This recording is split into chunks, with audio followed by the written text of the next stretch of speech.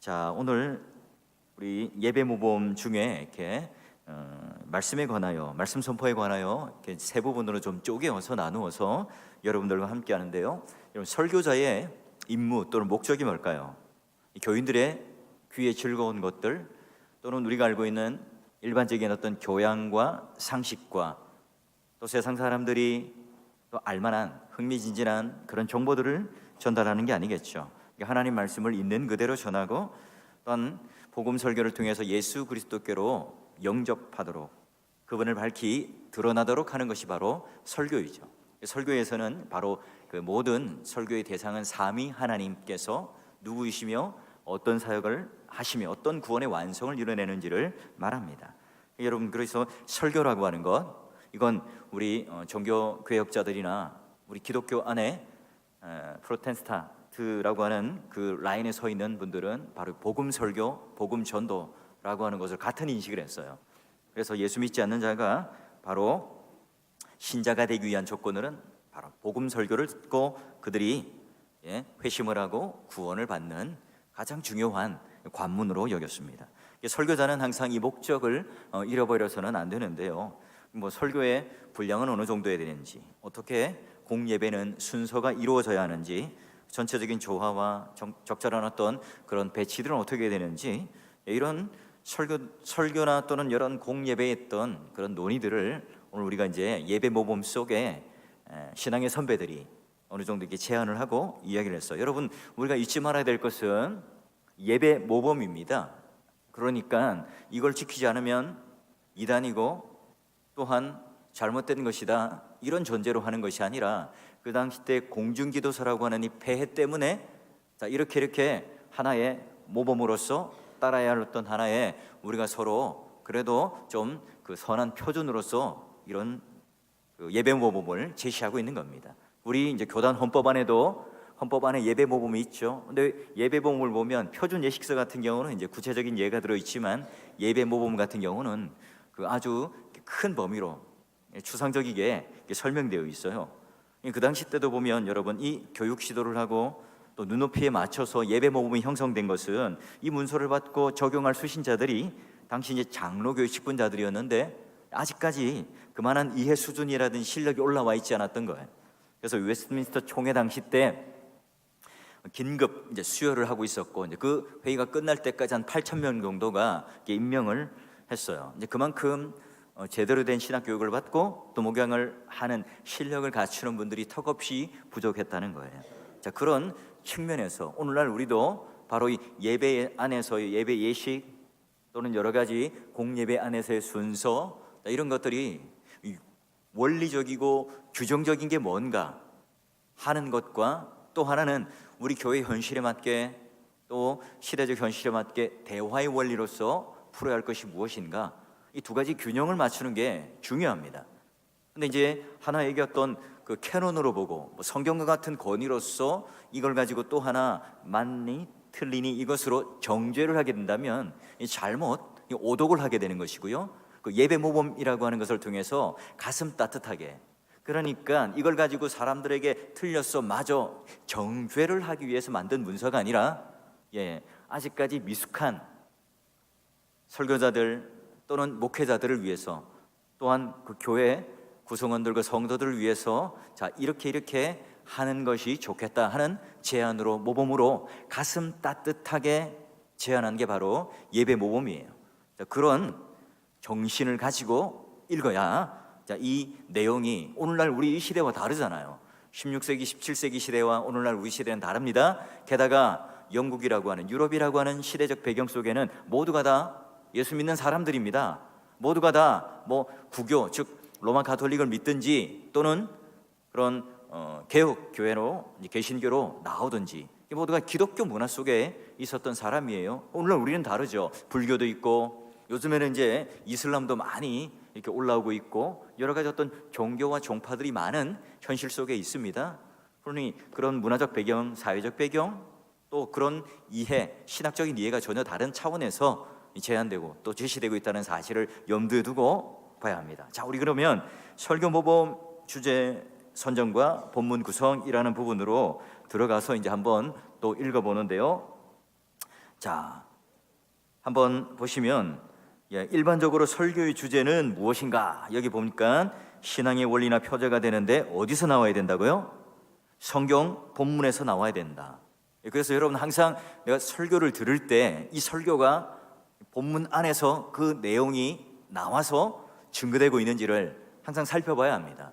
어떤 때는 보면 워낙 우리가 이제 많은 예배들을 만들어서 하다 보니까 성경 본문은 읽어 놨는데 오늘 말씀이 임한다 또는 말씀에 대한 이 내용들에 대하여 전혀 무관한 설교가 될 수도 있다는 거죠. 자, 두 번째로 보니까 긴급한 상황에 맞는 내용, 그러니까 현실적인 적용이 있는 내용인가를 보라는 것이고요. 또한 몇몇 장의 시편이나 목사가 적당하는 성경의 어느 책이 되어야 한다.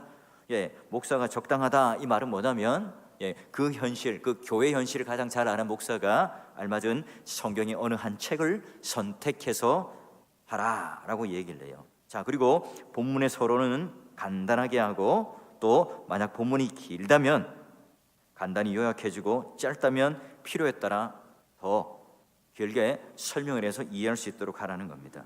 자, 그래서 본문의 범위를 잘 살피는데 중요한 게 뭐냐면 본문을 분석하고 나눌 때 설교를 하고 설교를 듣고 여러분이 성경 공부를 할 때 중요한 것은 단어들 한 단어 한 단어 여기에 집중하여서 여기에 빠지는 것이 아니라 순서, 내용, 구조, 말씀의 숲을 먼저 보시고 그리고 이 모든 내용의 한 주제가 무엇인가를 청중의 기억에 부담이 주지 않는 그런 대지로 그리고 모호하지 않은 분명한 이 제목을 들으면 이 오늘 설교의 내용이 바로 이런 거였지라고 생각이 나고 연상이 될 정도로 모호하지 않는 언어로 마음을 혼란스럽게 하지 말라라고 되어 있어요.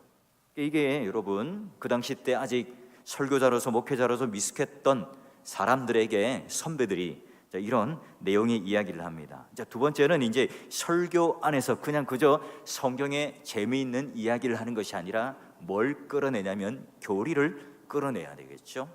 자, 그러니까 오늘 여기 핵심적인 주제와 오늘 우리가 삶에서 적용하고 내 삶의 변화를 일으켜야 할 분명한 명제가 뭐냐, 교리가 뭐냐 하는 것이에요. 자, 그래서 설교자가 본문에서 교리를 끌어낼 때 조심할 것은 여러분이 이제 설교를 들을 때도 마찬가지고 큐티를 하거나 성경 공부를 할 때도 마찬가지입니다. 자, 그게 하나님의 진리여야 하는 거예요. 성경은 읽었지만 그 도덕적인, 윤리적인, 사람을 본받는 또는 어떤 그런 그 여러 가지 어떤 그 진리와는 벗어난 그런 교양적인 어떤 이야기라면 안 된다는 거예요. 자, 두 번째는 그 진리가 본문 안에 있거나 본문에 포함되거나 본문의 기초가 되어야 합니다. 그래서 중요한 거예요. 하나님께서 그 본문에서 어떻게 가르치시는지 청중이 분별할 수 있어야 되겠죠. 그러니까 설교라고 하는 것은 설교자가 의도가 있는 뭔가 하고 싶은 이야기가 아니라 하나님께서 그 본문을 어떻게 의도하고 계시고 가르치시는가를 드러내는 것이다 하는 거예요. 청중들도 뭘 할 수 있어야 돼요? 분별할 수 있어야 한다고 말합니다. 그리고 세 번째 보니까 회중의 덕상과 함양에 기여하는 것을 목적으로 하는데 교리로 주장하는데 가급적 평이한 용어로 설명해야 되고요. 그리고 본문으로 결론이 명백하게 돼야 되고요. 또 교리를 확증하는 병행 본문은 많은 것보다 분명하고 적절해야 한다. 예전에는 이제 성경 또는 설교를 할 때 그냥 성경 본문만 계속 근거 구절만 나열하는 그런 식의 설교를 지금 이제 지양하고 적절한 성경 본문, 병행 본문을 하라라고 하는, 그래서 본문의 목적과 의도된 그런 것에 적합한 것으로 할 수 있도록 하라라고 하는 겁니다. 여러분이 성경 공부할 때도 동일한 거예요. 자, 그러면 이제 논증과 예화 사용은 어떻게 되는가? 어떤 분들은요, 이 예화를 좀 많이 했으면 좋겠습니다 하는 분도 있고, 또 어떤 분들은 그런 감동적인 어떤 예화들이 참 많았으면 좋겠습니다 하는 분도 있습니다. 근데요, 예화라고 하는 것은 이제 설교학적으로는 하나의 본문으로 들어가기 위한 창문이라는 표현을 써요. 예화도 오늘 여기 보니까 어떤 종류든지 청중의 마음에 영적인 기쁨으로 진리가 전달될 수 있도록 빛이 가득해야 합니다. 이렇게 표현하고 있어요. 대단하죠. 예화가 그래서 이 본문과 연관이 없고 이 본문을 열어주고 본문에 빛을 주고 본문이 드러나도록, 그러니까 예화가 조연이 되고 이 본문을 돕고 설교를 돕는 것으로의 예증적 예화가 되지 않는다면 그 예화는 차라리 쓰지 않는 게 낫다는 겁니다. 아무리 감동적인 이야기일지라도 어떤 때는요, 설교자가 이런 유혹이 있습니다. 와, 인터넷이나 방송에 너무 감동스러운 이야기가 있어요. 예화가 있습니다. 이걸 어떻게 주일날 하면 대박이 날 것 같아요. 근데 이걸 이제 그 설정해놓고 성경 본문을 갖다 맞추고 싶은 유혹이 들 때가 있다는 거예요. 그래서는 안 된다 하는 겁니다.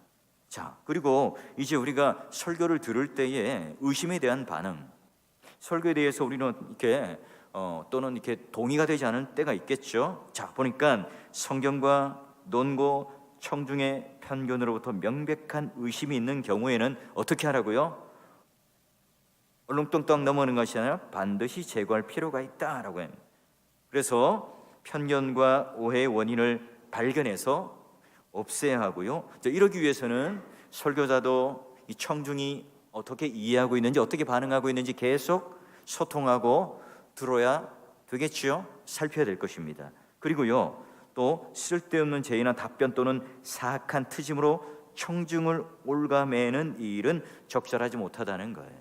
설교를 할 때에 또는 성경 공부를 할 때에 쓸데없는 제의나 꼬투리를 잡거나, 여러분 이제 제자 훈련이나 이런 것들을 소그룹을 하다 보면 어떤 이제 목사님은 그런 훈련이나 경험이 없는 분들은 그걸 가지고 막 정죄하죠. 막 성경을 암송을 못하면, 또 대답을 제대로 못하면 그것도 몰라요. 기본이 안 돼 있잖아요. 뭐 이런 식으로 그런 것들을 트집 잡고 또한 그 답변을 끝없이 자꾸 몰아붙이는 경우도 있는데요. 그러면 청중들의 덕성을 함양시키고 증진시키는 데에 방해가 될 거라는 거죠. 그러니까 우리가 질문을 던지고 또 여러 가지 의문에 또 여러 가지 기납적인 어떤 의문들을 던지는 것은 뭐예요? 본문에 대한 관심, 내가 삶에 있어서의 어떤 고민들, 이런 것들이 내가 마음이 움직일 수 있도록, 부합될 수 있도록 그런 질문을 던지라는 거예요. 근데 그것 말고 악한 의도로 사악한 트집으로 청중을 올가매어서는 이 본문을 이해하는데, 또 청중들이 그 본문을 듣고 성화, 그리고 그들이 삶이 변화하는 데에 방해가 될 수 있다는 겁니다.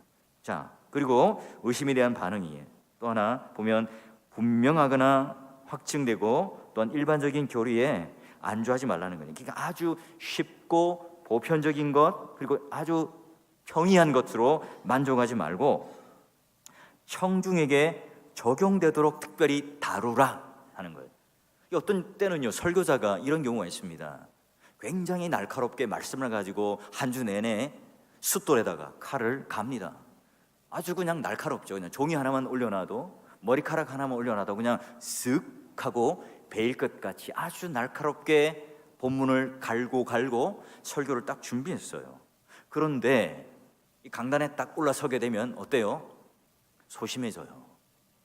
이걸 가지고 말하면 어떻게 될까 하면서 칼등으로 치든지 또는 칼집을 끼워서 사용할 때도 있다는 거죠. 또 여기 예배 모범에 보니까 청중에게 적용되도록 특별하게 다루라, 날카롭게 적용할 수 있어야 한다는 거예요. 이때 그 당하는 어려움을 얘기합니다. 비록 목사 자신에게는 큰 어려움이라고 하더라도 더욱 신중하고 열정적으로 묵상을 통해 본성이 타락한 인간이 매우 싫어하더라도 청중들로 하여금 하나님의 말씀이 즉각적이며 능력이 충만하며 마음의 생각과 의도를 감찰한 것을 느끼고 불신자나 무지한 자도 마음속에 확증된 비밀을 가지고 하나님께 영광을 돌리기 위해 항상 그와 같은 방법으로 끊임없이 감당해야 한다. 와, 쉽지 않은데 우리 신앙의 선배들 그 당시 때 웨스트민스터 총회를 열면서 개혁 신학을 받아들이고 칼빈의 신학을 받아들였던, 그 당시 때 중세 시대 때 예배가 무너지고 설교가 무너졌던 그 시대에 이제 예배 때 설교로 말씀을 회복하고 그 말씀을 증거하는데 얼렁뚱땅 가볍게 하지 말라는 거예요. 청중들의 기회에 즐겁고 동의가 되는 것만으로 하지 말고 적용되도록, 특별하게 적용되도록 날카롭게, 본성의 인간의 타락이 오늘 매우 싫어하더라도 청중들로 하여금 그 하나님 말씀이 즉각적으로 반응되고 충만하고 말씀이 그들의 마음을 살피고 또한 불신자가 여기 앉아 있더라도 무지한 자가 앉아 있더라도 그 마음속에 말씀에 대한 엄중함, 비밀을 갖도록 하라 이야기를 해요. 여러분, 이 오늘날 시대도 쉽지 않은 내용이에요. 자, 또 하나 의심에 대한 반응이 이렇게 텍스트를 보게 되면 몇몇 진리의 지식에 있어서도요, 교훈과 정보를 사용할 때는 교리로부터 결론이 나와야 합니다. 이 말의 의미가 뭐냐? 성경, 여러분 모두가 설교는 성경을 근거 삼아 한다고 말합니다. 그러나 그 성경을 보는 관점과 눈들은 다르죠. 신학에 따라 성경을 보는 관점도 다르고요. 또한 내가 어떤 신학을 견지하고 내가 어떤 교리에 근거하고 있는가에 따라 그 본문도 전혀 달리 봅니다. 오늘 아침 우리가 오전 공예배 때 본 것처럼 그냥 4장 3절만 딱 보고 여인들을 돕고 클레멘트와 그 외 동역자들을 도우세요, 이 말만 딱 끄집어서 내어서 적용을 하면 어때요? 우리가 그냥 생각하고 있는 돕는다, 도와준다 이런 개념으로 물질적으로나 여러 가지 어려운 점을 후원해 주거나 이런 것으로 돕는다고 우리는 묵상 가운데 적용하거나 할 수 있어요. 근데 문맥을 볼 때는 그렇지 않죠. 그런 것처럼요, 오늘 우리가 이 말씀을 볼 때 교리라고 하는 것, 또한 우리가 그 고백했던 신앙 고백문에 관련된 그 교리의 표준적인 어떤 신학적인 틀, 이걸 가지고 보아야, 그리고 그걸 가지고 결론에 비추어 보아야 한다는 거예요. 우리가 가지고 있는 윤리적인 어떤 하나의 그런 명제, 도덕적인 어떤 하나의 인물에 대한 모범, 이런 것들이 아니라 교리로 결론이 나와라 이렇게 표현합니다. 그리고 목사는 편리한 대로 해당 본문이나 성경의 다른 본문을 신학 안에 공통으로 존재하는 핵심 내용으로 가지고 와서 진리를 통해 확실한 논증으로 확정해야 한다 말합니다. 여기 편리한 대로, 이 말에 조금 불편할 수도 있는데요, 이 말의 의미는 뭐냐면 목사 지 마음대로 하라 이 표현이 아니에요. 이 원문을 읽어보면 그 당시 때 교회의 상황을 가장 잘 아는 사람이 누굴까요? 신방도 하고 또 영혼들을 돌보고 또 교육하고 가르치고 하는 그 목사가 상황을 제일 잘 알기 때문에 그 교회의 상황에 맞도록 하라, 이 말이 이제 편리한 대로라고 하는 표현이에요. 그 뉘앙스예요. 그래서 해당 본문을 고르고 신학 안에서 공통적으로 존재하는 핵심 내용으로부터 나온 진리를 통해 뭘로요? 논증하라고 그래요. 논증. 웃기고 재미있고 이렇게 해가지고 그런 양념들 이런 것들 많이 쳐가지고 그냥 시간 가는 줄 모르고 좋아요, 그런 것들로 채우지 말고 논증으로 확정하라는 거예요. 치밀하게 단어와 단어와 글자와 글자와 이 문장 속에 하나의 설교문 자체가 하나의 책이 나오고 페이퍼가 될 수 있도록 아주 치밀하고 조직적으로 하라, 이런 말이에요.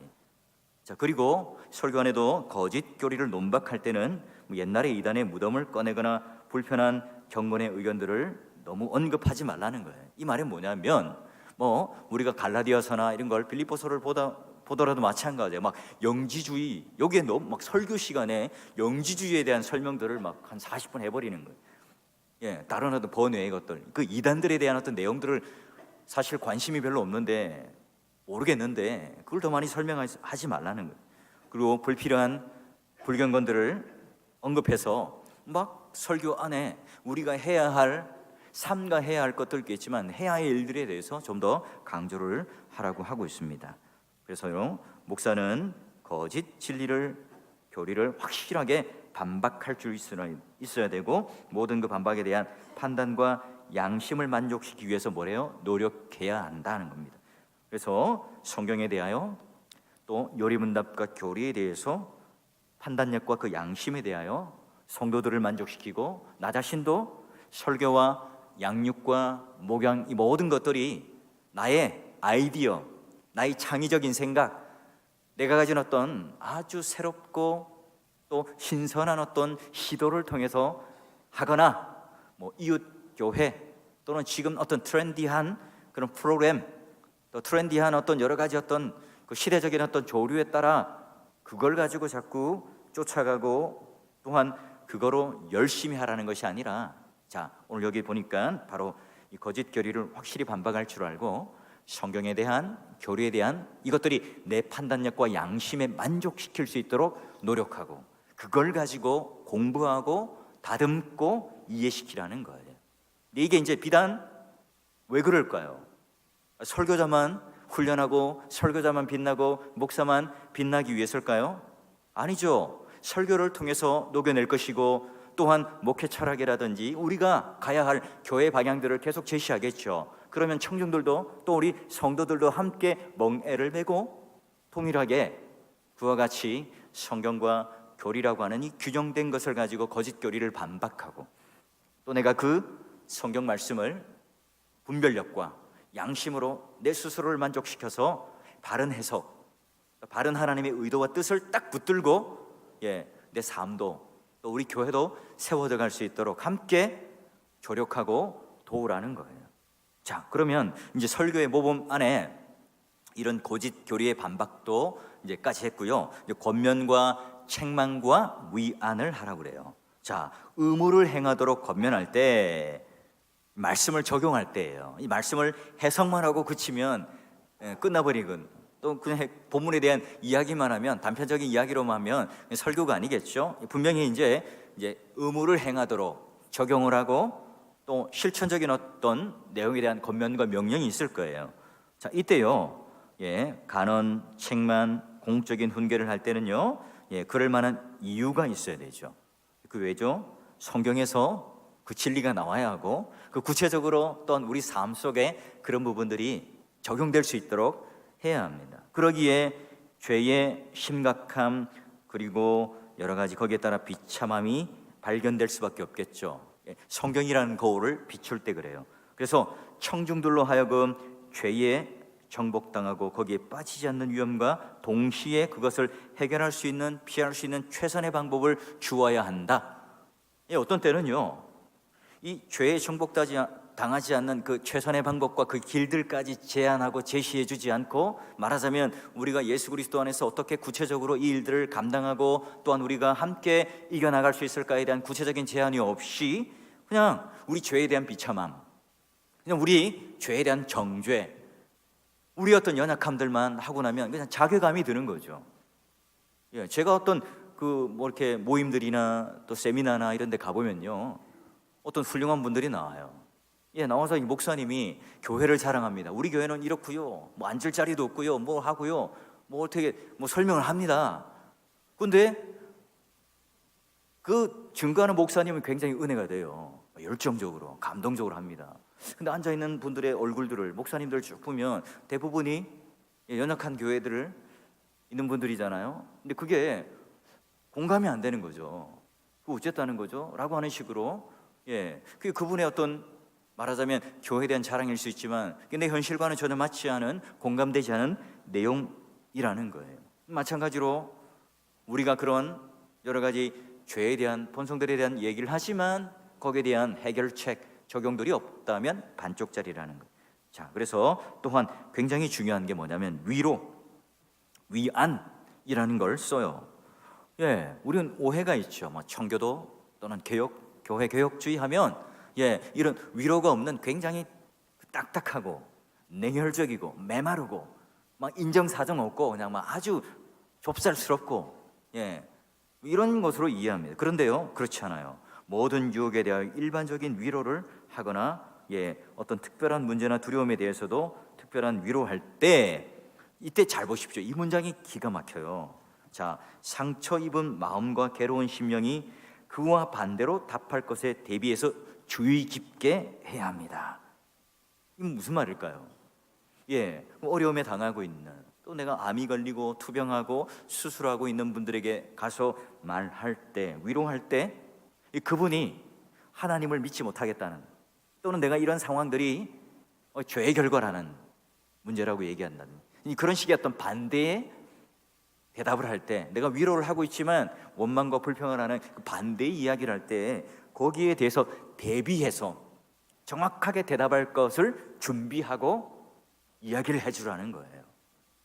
내가 가지고 있는 성경적인 어떤 일반적인 교리나 이걸 떠나서 욥 또는 뭐 구약에 있는 여러 인물들, 신약에 있는 인물들, 그들이 예수를 믿고 복을 받았더라, 이런 식의 세상적인 어떤 공식과 다른 이런 모습을 보일 때 어떻게 이제 그분들을 향하여 진짜 그 괴로운 심령들, 또 어려움 있는 사람들을 향하여 위로해 줄 수 있는가를 잘 대비해서 설명하라는 거예요. 그리고 이어서 보면 특별한 능력이 있고 경험이 있는 목사들이 신중하고 세심하게 성경적으로 수행할 때 유익할 것이다. 말하자면 이제 선배되는 목사님들이 이런 부분들에 대해서, 후배 목사들에 대해서, 아직까지 실력이 미약한 목사들에 대해서 잘 점검해주고, 설교에 대해서도 첨삭해주고 점검해주고 이야기해주고, 또 그 목양에 대해서도 서로 훈계하고 권면해주고 돌봐줄 수 있도록 할 때에 유익하게 된다는 거예요. 자, 그러면 이제 또 하나 우리가 살펴봐야 될 것은 청중으로 하여금 은혜를 받았는지, 목서가 권고한 의무를 다했는지, 책망받을 죄를 범하였는지, 판단력이 위협받았는지, 위로받을 자 가운데 속하였는지 스스로 검증할 수 있게 되는데요. 근데 우리 이제 목사님들이 신방도 하고 이런 것을 통해서 이 점검을 하고 서로 교통하겠죠. 자, 이로써 신방이라고 하는 것은 원래 이제 이런 거예요. 주일날 공예배 때 들었던 내용의 말씀을 가지고 한 주간 잘 살고 있는지, 만약에 주일 공예배를 빠졌다면 지난주 말씀이 바로 이런 거였습니다라고 말을 하고 요약을 해주며 적용을 해준다든지, 아니면 한 주가 지나서 그분들을 만났을 때 지난주 공예배 말씀 기억나세요? 그 말씀대로 사셨어요? 어떤 은혜를 누리셨어요?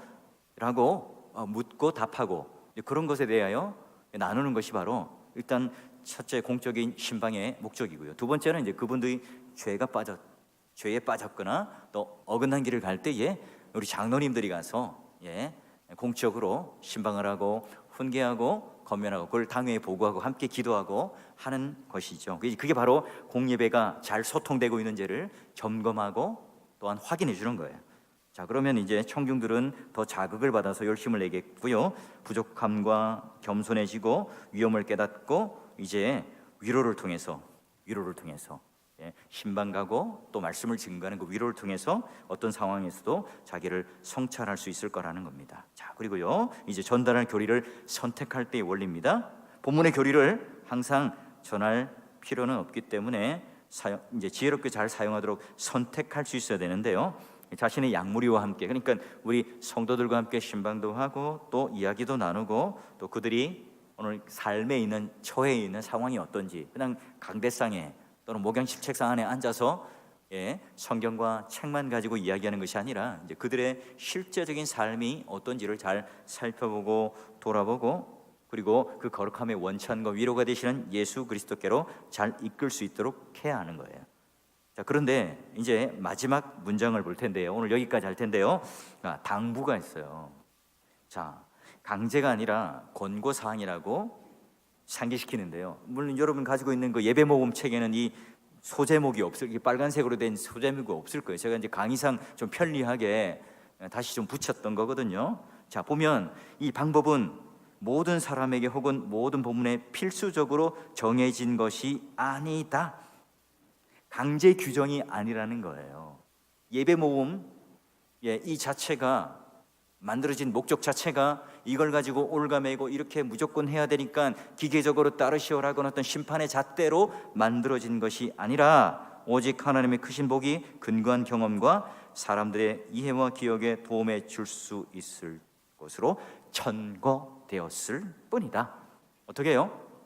추천하고 또 잘할 수 있도록 예와 모범을 만들어서 이렇게 했으면 좋겠다라고 정중하게 따뜻하게 그들에게 요구를 하고 있는 거예요. 믿음의 동역자 여러분, 오늘 우리가 예배봉을 보니까 이대로 해! 공중기도서의 폐 그대로 따라가지 않아요. 그 교회의 수준에 맞게끔, 그리고 그 교회의 성도들이 따라올 수 있는 그런 수준에 맞게끔 이 예배 모범을 사용하라는 거예요. 어떤 교회는 이게 굉장히 버거울 수 있습니다. 어떤 교회 목사님들은요, 이 설교였던 방법론, 이 다음 주에 그 설교의 방법론을 이제 어떻게 그 몇 가지 원칙으로 이렇게 설교를 들으시고 또 설교해야 되는가 나오는데요. 어떤 목사님은 버거울 수 있습니다.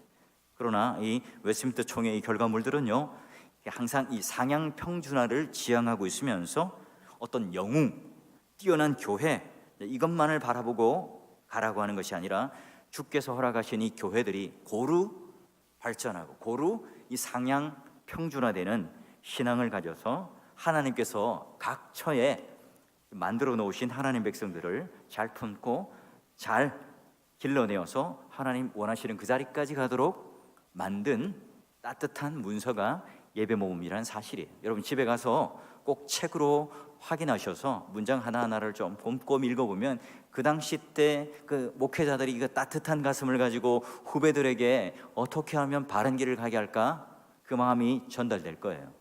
여러분 다시 한번 예배에 대한 고민, 설교에 대한 고민, 또 기도에 대한 고민들을 함으로 말미암아 내 신앙이 그냥 그저 교회 멤버십만 가지는 것이 아니라 좀 고민하는 신앙, 그리고 그걸 통해서 이 의미를 부여하고 예배에 참여하고 설교를 듣고 말씀을 따라 살아간다면 좀 더 여러분 풍성한 은혜를 누릴 수 있을 줄 믿고요.